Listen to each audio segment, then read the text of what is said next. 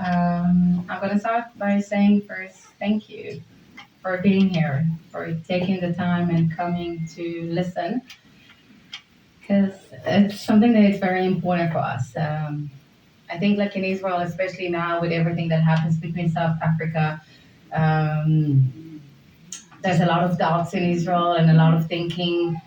And that's why I'm very grateful for the chance to come and share. It's kind of funny. I found myself defending Israel when everything happened, and then I go to Israel, and then I'm defending South Africa. So it's like my both parents are getting a divorce, and I need to choose one, and I don't want to choose one. So just a bit of a background. So I came to South Africa almost 9 years ago. I actually relocated from a job, which was funny because my boss was WhatsApping me if I want to relocate to Joburg, and I said yes. And there was another time Johannesburg, and I'm like, yes. There was a ping pong a few minutes with question marks, and like, I don't think you understand. Let's check tomorrow in the office. They said like, I didn't ask you to move to London, Berlin, and you just say yes without even knowing. Let's book you a flight, go see. And I actually fell in love, and I was Joburg for 2 weeks, and my 2 years became 9 years, and I'm in Cape Town for 5. And I want to share the story from two points of views, from two angles, mine and my sister.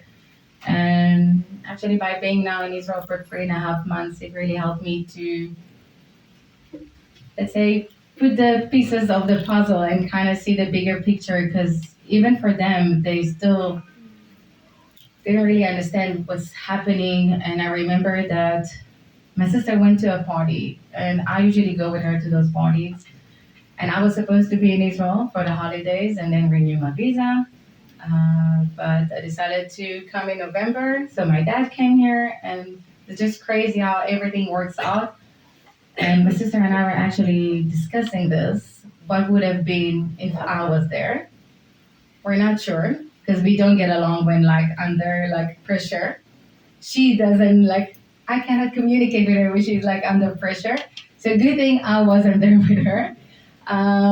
So for me, it's like Friday night, you go to sleep, you wake up, we woke up here, so there's no like alarms or anything. And one of my best friends like WhatsApping me, is my sister okay? I'm like, leave me alone. It's 8 o'clock in the morning. I'm definitely not a morning person. Even my dogs know that. So we all good, we all sorted, and I just ignore it. And then she calls again. So I was like, okay, I'm just gonna WhatsApp quickly my sister. I see one line, but I'm not surprised. She's still young. She always kind of forget either to charge or something. And then I took my dog for a walk, and then I'm coming back home, chatting with my friend, and then starting to understand, wait, something's happening. Now I'm not sure where my sister, because she didn't really mention like to which party she's going, and there's other parties as well at the same time. So we're trying to, like we call in Israel, Hamal, a war room. So that's what I've done. It was part of my service as well. So that's what I started to do, start opening, like trying to WhatsApp people, calling people. Even one of my sister best friends, I was sending him a message on Instagram because it was his birthday on Friday. So I said to him, oh, happy birthday, but by the way, do you know where Shani is? And few hours after, I discovered that he's under the bush with my sister, hiding. So that's why he didn't answer. So you're trying to really spread yourself and trying to figure out until we figure out she's in that party. And then I'm watching the news on the same time, but really disconnecting myself from like understanding much because I don't think no one understood. I think it feels like you're watching a horror movie, but it doesn't end. And that's what it is now. Like that's how it feels like we still don't get it. And for them who's been there, they still don't understand what exactly happened. So I just started like to now see what to do. My dad didn't really know she was in a party. She told him she's going to sleep at a friend's place. Nice, huh? And she's 25. She's not even a teenage to lie. So she was basically lying, and in her head she was saying, What do you mean? I was sure I'm gonna be home like in just a matter of a few hours, and then that would not even need to know about this. I would just go to my room, he won't even pay attention, and that's it. That was our mindset.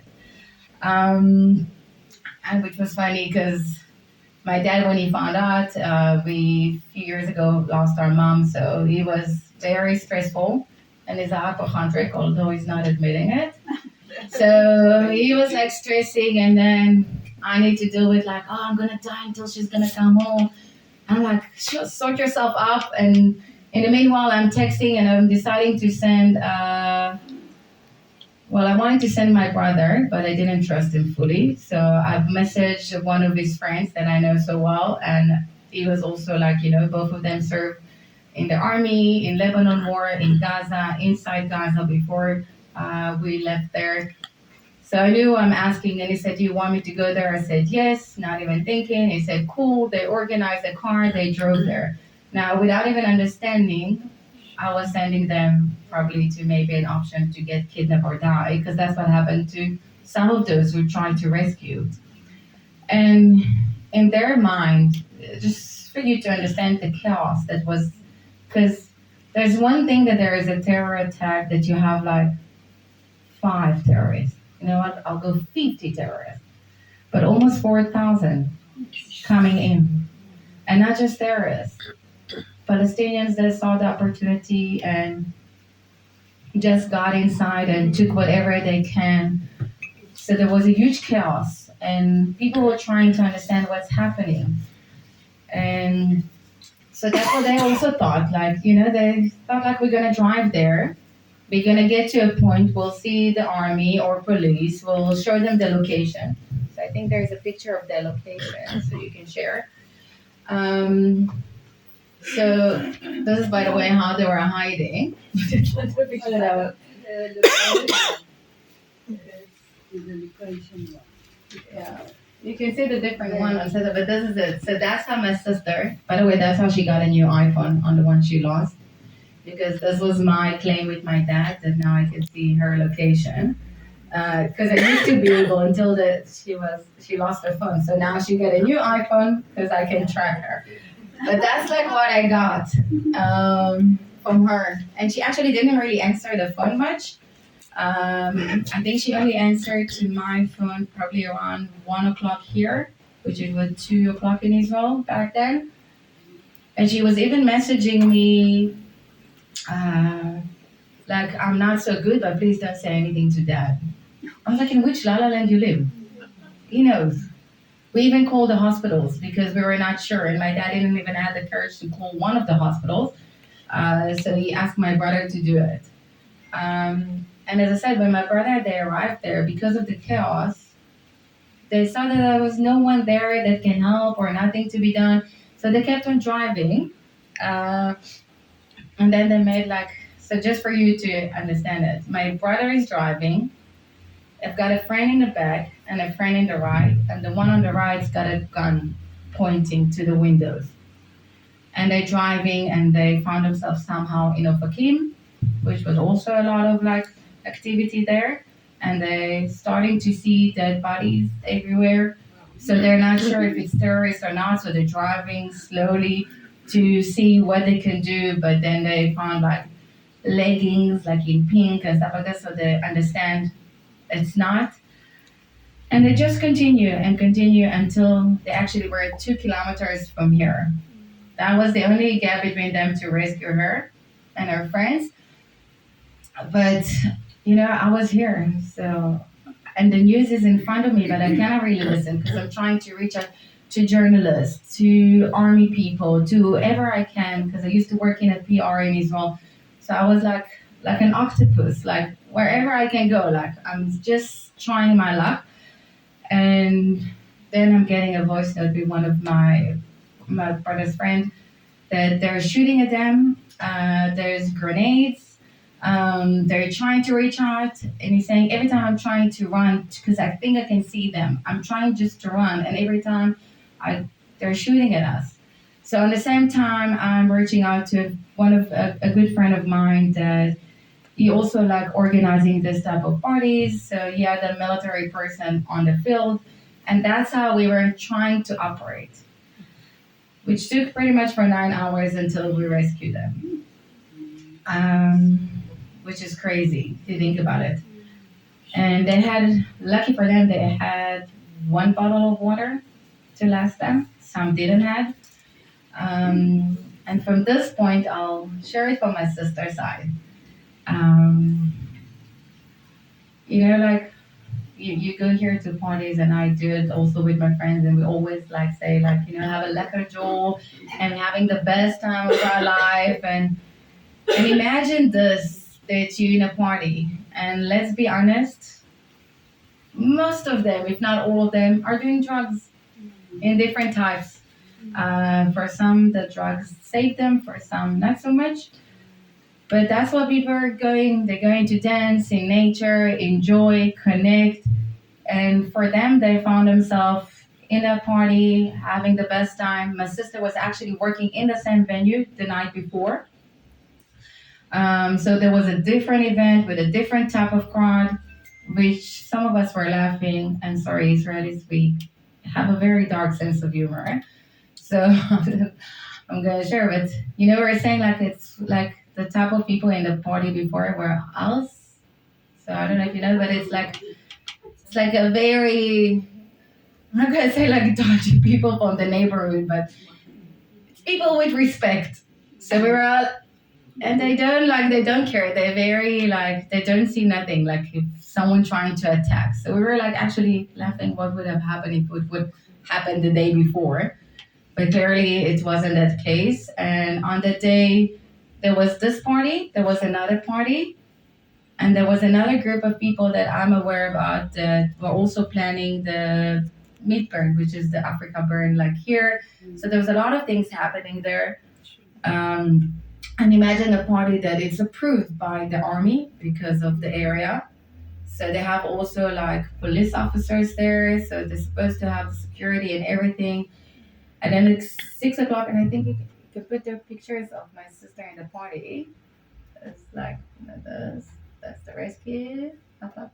Okay, sorry. Okay. So for example, this one. So my sister and her friend Guy, they kind of geek in certain things. So they like gaming, and they brought their Nintendo and make a cool picture.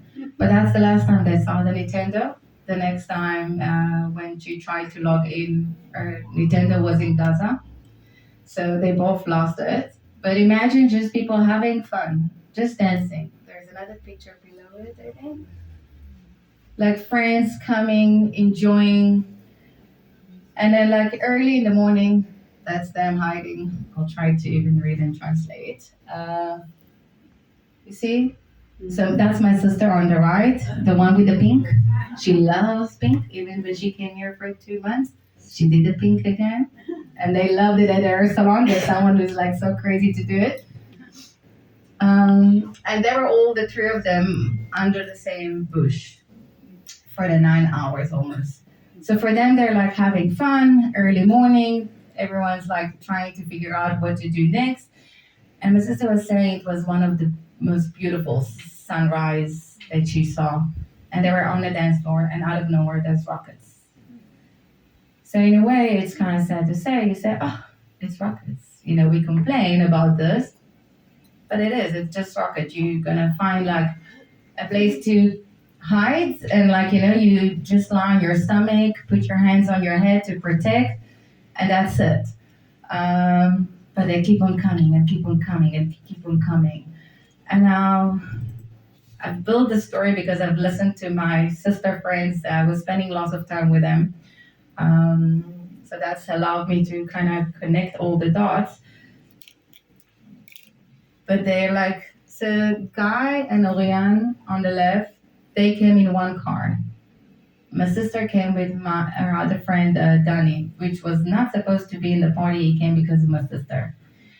And they actually both saved each other's life. Because they're both saying, like, she said, I froze, but I knew he will never leave me, so I cannot leave him by himself, so I need to fight. And he said, like, I cannot leave her by herself, something can happen to her, I need to fight. So they got to So in a party you have the area where you kind of camp. So in Israel, although it's like only like 12 hours, like a bit more in the party, but they still have like a area that they can rest. So my sister said like, let's go there, let's take some time, let's see if it's coming down, and then we can make decision. And Danny said, no, no, I want to go, I want to go, I want to go. Now, if you listen to the story, like in Hebrew, you say maktub, everyone's got their own destiny. And when you listen to the different stories, you realize how everything happens the way it's supposed to be.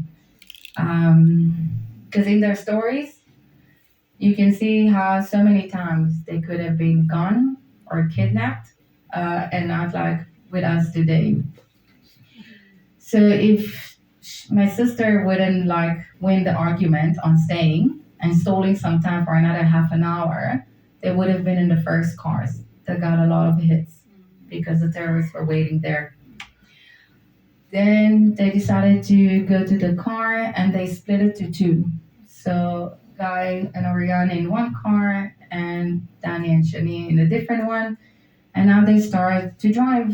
Now my sister, she wants to, because there's still rockets, she want to go to those like shelter things that they have there. Um, but Danny didn't agree. So they were arguing again. But by the way, if it was me there, I would probably not gonna win our arguments because she will start like annoying me too much. But 16 years gap, so you can see the connection. Um, but that's one of the things that also saved them because those places were like a death trap. It was crazy. So they keep on driving and Danny's got electric car. So at one point, like they're just driving and trying to maneuver. At every place they go, people tell them do U-turn, and everyone trying to understand. And basically, if you look at what they've done with the car, they kind of drove in circles without even realizing. But because of all the cars there and all the chaos, if you didn't really know the area and you had someone to really guide you on how to take your car, some of them really got lost.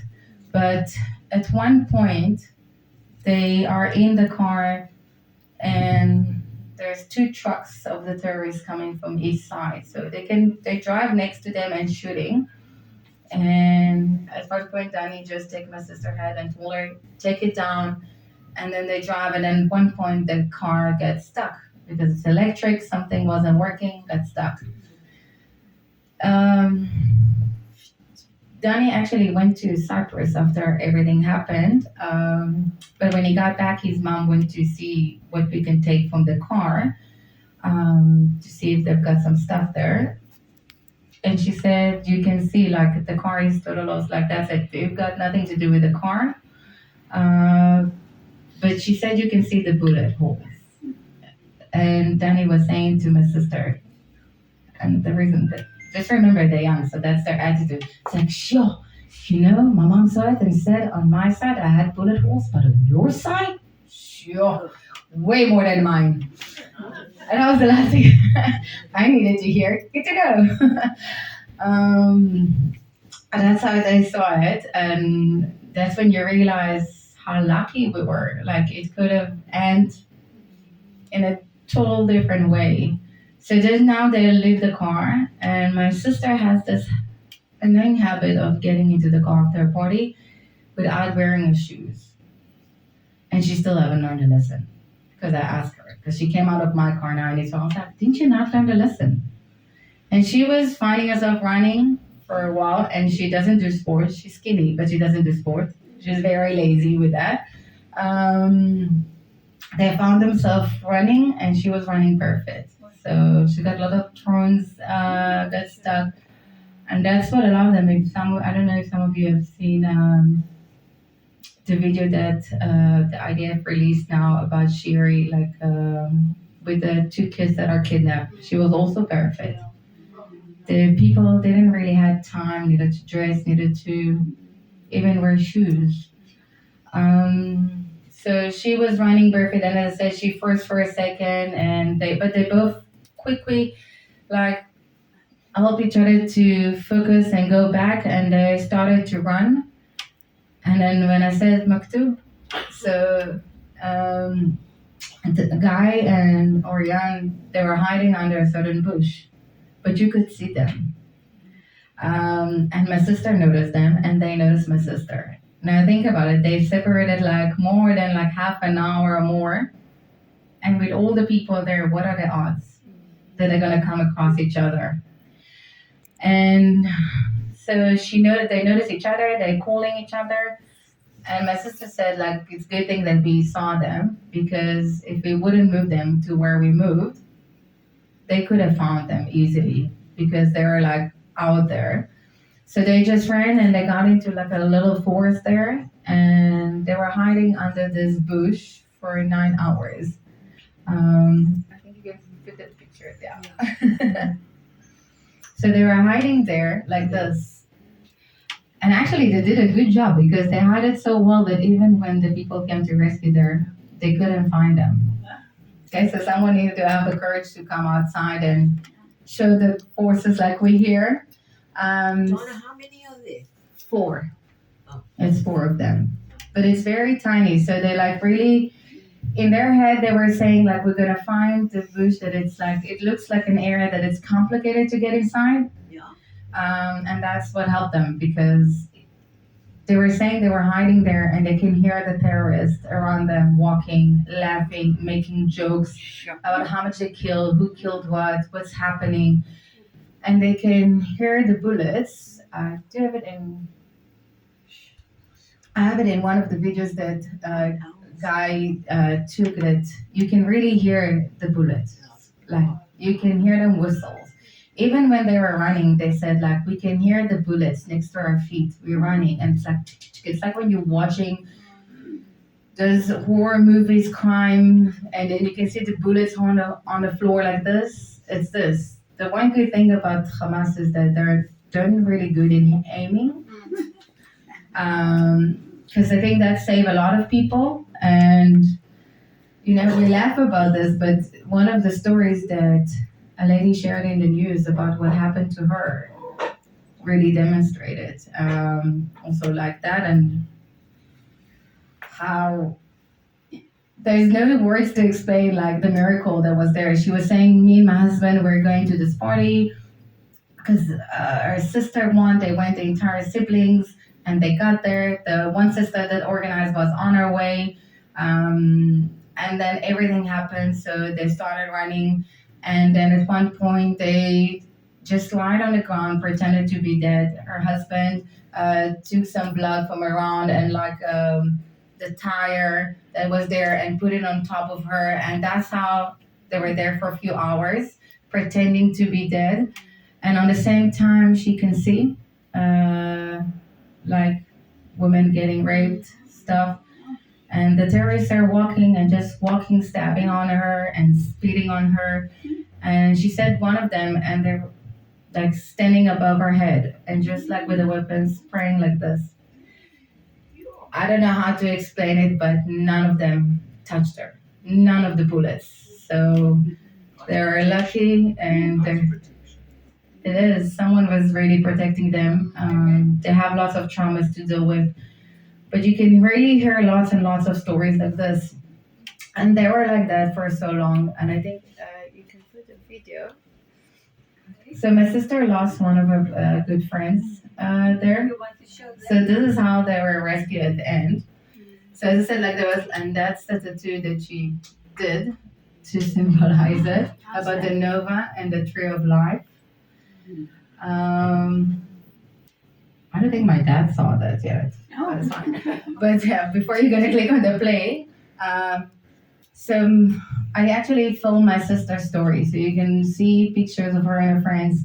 And I think it was just in the beginning as well, when people were really searching. So if you open social media on the day, the next day, it was just crazy because everyone like posting. Like I didn't like, and it's funny because I'm a marketing person and I'm a social media expert, but I didn't use social media on the day. I really used my other connections. But that's what a lot of people did. And while I was sending the location of my sister, she was barely communicating. Most of the communication was with Danny, that was texting my brother and my cousin all the time. And there was such a chaos.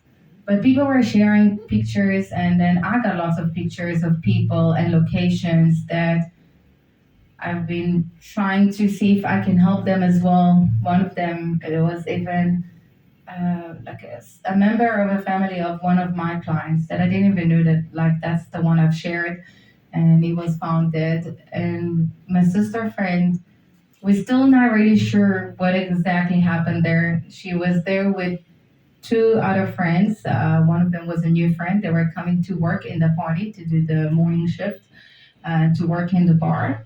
Uh, Two of them were murdered. The third one is a Yerushalmi, and she a Yerushalmi, which is kidnapped.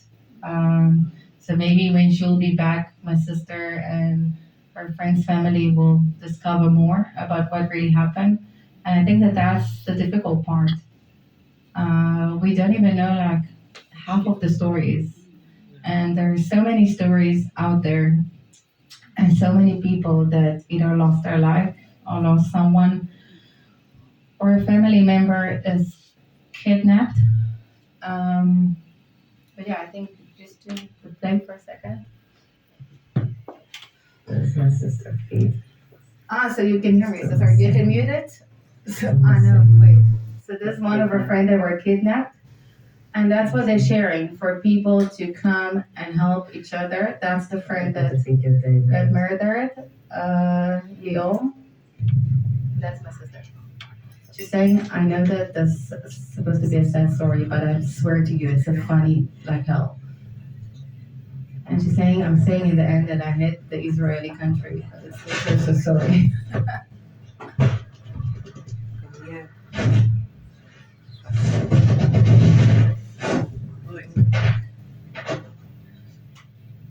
Because they couldn't talk. So you guys something, yeah. So one of the things she's saying there, which didn't happen, is that she's saying if I'm coming out alive, I'm not going to a party. Wrong. I was in 6 parties with her now in Israel. So, but that's how it is. And like even with a friend guy, like there you can also really hear the bullets. So just imagine what it is. And you're in your 20s. For some of them are older than that, and some of them have kids waiting at home. I've got a friend of mine that I know for many years through another friend. She's a mom for 2 kids. And after more than a week, they told us that she was murdered there. And all she wanted is just to go and have some fun time, break the routine, do like something, have those moments. And a lot of them came back, and I can say, as I said, like for some of them, that drug maybe didn't help, but for some of them, the drugs did help. I know from my sister that some of her friends were just shoving everything that was in their pockets pretty much, and they kept running until they were safe, like nonstop. They were like ran to a different city without even looking to the back. But I must say that most, like I look at my sister and her friends, and they're all going back to a routine in a certain way. There were a lot of activities that were done by the Nova family to support them. There was like even something with dolphins in a lot, and a lot of like treatments and people helping them to speak and share their stories. My sister had a bit of like tough time at night, or like if there's the rockets and missiles are coming, so you can see how it sometimes if she just like half just waking up and she's getting very stressed from this, and it kind of catch her. But they all make the decision to see this as a rebirth, an opportunity to do things a bit differently, to come out of the situation stronger, and to not give up, and to keep on dancing, to keep on being there. My sister and even I got even a gift from her. We did a tattoo together, celebrating music in the same location. If it wasn't for the Nova, my dad would not agree, but we made it. And one of the things that my sister and I were saying is that We really, and even our friends, like with everything that happened there, we lost our mom a few years ago, and we really believe that she was really protecting her because I had a dream about us the night before, and I knew she's gonna be fine. And we even made a joke that she's got a Nova bracelet on a tattoo she's got on her arm, which is a tattoo we both did together. I just did it on my leg, which is something my mom wrote when she was sick, and it says, "Only actions provide strength to life." And the bracelet was just standing the entire time on the word life. So we really believe that my mom was protecting because when you listen to the story, you say, what are the odds? It could have been different. If it was a different car, uh, that, that it's not so strong for bullet holes, it could have been different then. It could have been different if they wouldn't find the right place to hide. And as I said, like, we're still not sure how the person who rescued them really got to them. There's like, my friend said it's through him, another friend said it's through. So, but in the end, it doesn't matter because that person got to them. And even if it wouldn't got to them, 5, 10 minutes after, my brother and his friends were there because they were also trying, constantly coming to see what they can do. And then there was this guy with a weapon that agreed to take them inside. And the things they saw there, they said they never seen in their life. And those are people that served in wars. They saw their friends, getting injured, some getting killed. But they said it was terrible. The look on their faces. People that were just there to dance. They dressed up so pretty. It's not a soldier on a uniform. It's people with makeup on their faces, their eyes with the glitters and like all the celebration. And they both said like um, that is something that will never come out of their mind. It's always gonna stay there. Like they had, I don't want to describe, but it wasn't that easy for them. And one of them actually was recruited a few hours after they got home. He was recruited to the war as well, so he's serving in the war in the north since then. Um, so I'm grateful for him taking a risk because it's not for granted. And he was saying some the other day before he came back to South Africa, and he said, like, there were people there asking me, please save my son, please try to, this is the location. And we were trying just to be there, help each other. I've got someone I know that live in Berry, and I remember she wrote like on her Facebook, like, we just jumped from the second floor in the house. And that's how she went to the neighbor's house with some injuries, and that's how they saved themselves.